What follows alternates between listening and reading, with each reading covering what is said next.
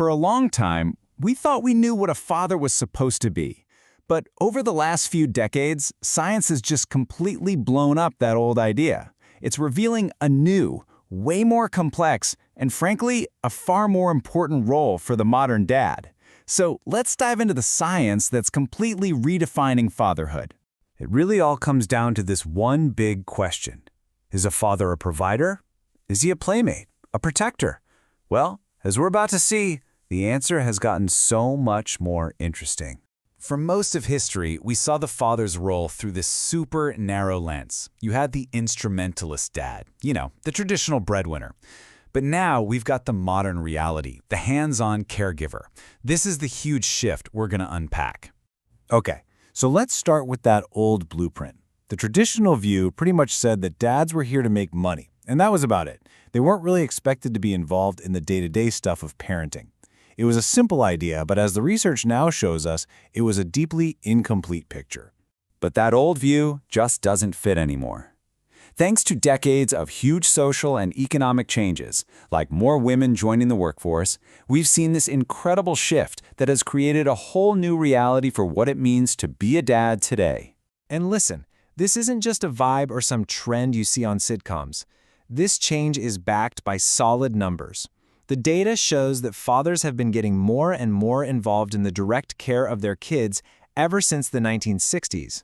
And just look at the scale of this change, it's pretty staggering. Back in 1989, only about 4% of stay-at-home parents were dads.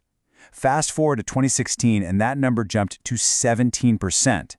That's not a small adjustment, folks. That is a seismic shift in how families operate.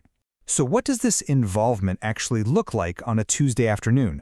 Well, for dads with young kids, a huge chunk of their time is spent playing and on physical care. We're talking diapers, baths, feeding, the whole shebang. They are right there in the trenches of daily parenting. And this is where the science gets really fascinating. See, it's not just about a dad being present. It's about what that presence actually does. And it turns out, fathers have this unique and really powerful impact on how their children's brains develop, especially when it comes to language. Okay, get this. This is one of the most surprising findings in all the research. Study after study shows that moms tend to read to their kids more often. Makes sense, right? And yet, it's how often a father reads that is a better predictor of a child's language skills later on. So, what's the deal with that? It's the million-dollar question, right? If it's not about the quantity of reading, what is it about the way a dad interacts that makes such a big difference? Well, the answer comes down to a concept that researchers call metalingual talk. Metalingual talk sounds complicated, but it's really just language that pushes a kid's boundaries a little. It's asking, why do you think that happened? Or what if the wolf wasn't bad? It's defining bigger words and asking them to explain what they mean. You're not just reading the story, you're using the book as a launchpad for a much bigger, more complex conversation. And the research is so clear on this. Dads tend to ask more of these why questions, the what's, where's, and why's. This kind of talk challenges kids to think more abstractly, to build their vocabulary, and it literally builds a stronger foundation for their language skills. It's like a quiet superpower in action every single story time. But hey, it's not just about brains. It's about hearts, too. A father's role is absolutely critical in shaping a child's social and emotional world, teaching them how to understand and manage their feelings right from the get-go.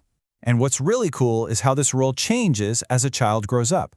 For a baby, dad is an external regulator. He soothes them, he plays with them.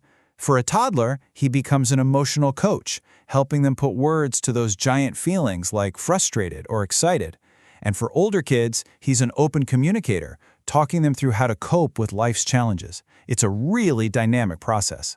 This job as an emotional coach is so powerful, in fact, that a father's positive involvement can literally act as a buffer, like a protective shield, guarding kids from other stresses that might be going on in the family. This finding right here is just incredible.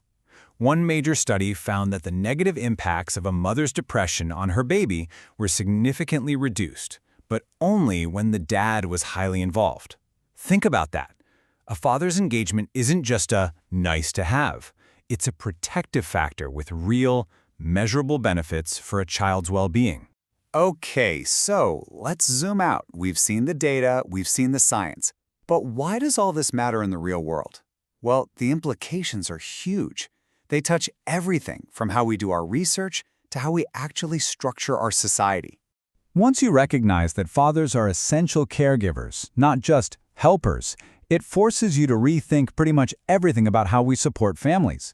It demands big changes, both in the science lab and in the laws we pass. So what's the path forward? Well, for starters, our research has to get better. That means we have to actually talk to dads, not just moms, and we need to understand different cultural contexts. And at the same time, our policies need to get smarter. That means including fathers in parenting programs right from the start, and this one's a biggie, promoting and expanding paternal leave. And that last point about paternity leave is so key. Research shows that dads who take at least 2 weeks of leave right after a baby is born are way more likely to be involved in daily childcare years down the road. It's a policy that actually builds a foundation for long-term engagement. It works. So if there is one thing you remember from all of this, let it be this. The science is totally clear. Fathers aren't secondary parents. They're not mom's helpers. They are essential, with unique and irreplaceable contributions to how their children grow and thrive.